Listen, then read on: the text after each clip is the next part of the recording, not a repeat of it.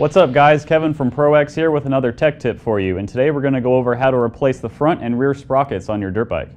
Before we jump into replacing these sprockets, we'll go over a couple key tips on inspecting your sprockets for wear.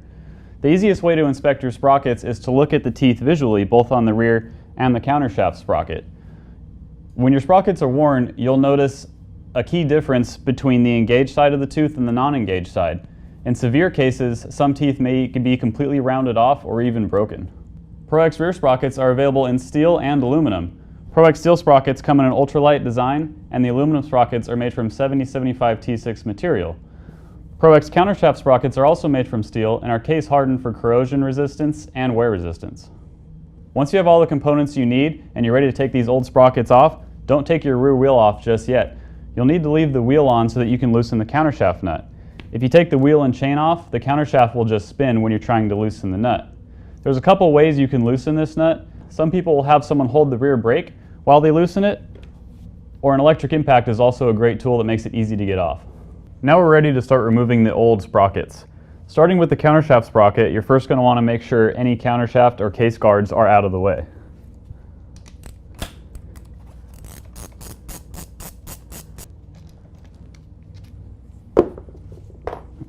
Next, we're going to use an impact to remove the countershaft sprocket nut.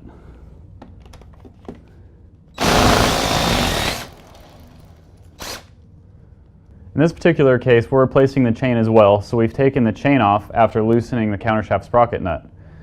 Now we can remove the countershaft sprocket, but as you do this, remember each bike has different components on the countershaft sprocket nut, so pay close attention to any components that come along with it. Now we have the countershaft sprocket and the chain off, so we're going to go ahead and take the rear wheel off. We're just going to loosen the rear axle nut and slide the rear axle out.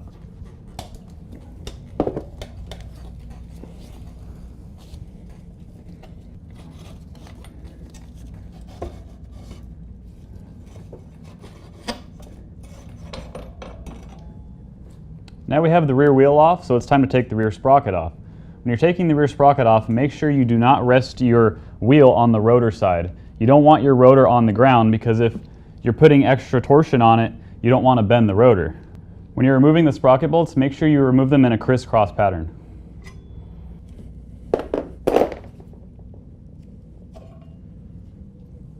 When you're replacing your rear sprocket, it's a good idea to check your rear sprocket bolts. Rear sprocket bolts are frequently suggested to be replaced because they're subjected to a lot of torque from the chain driving the rear sprocket. Today we're using a ProX rear sprocket bolt kit that comes with all the bolts and nylon lock nuts. When you're putting these on, make sure that you're using thread locking compound on your bolts. Your owner's manual should give you the type of thread locking compound that they suggest.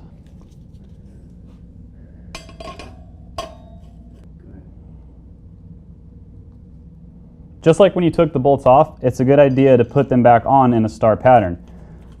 Get them all finger tight and started first, and then go around and torque them to the specification in your owner's manual.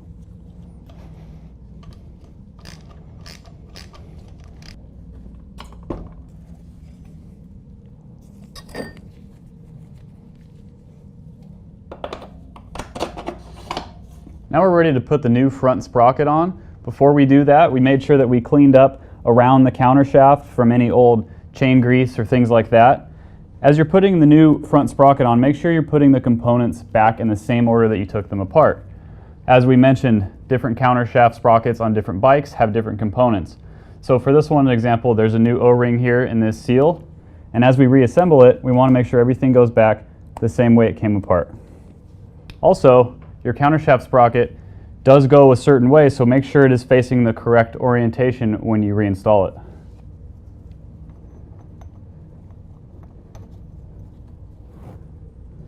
For countershaft sprockets that use countershaft bolts, your owner's manual should give you a thread locking compound spec that they suggest that you use.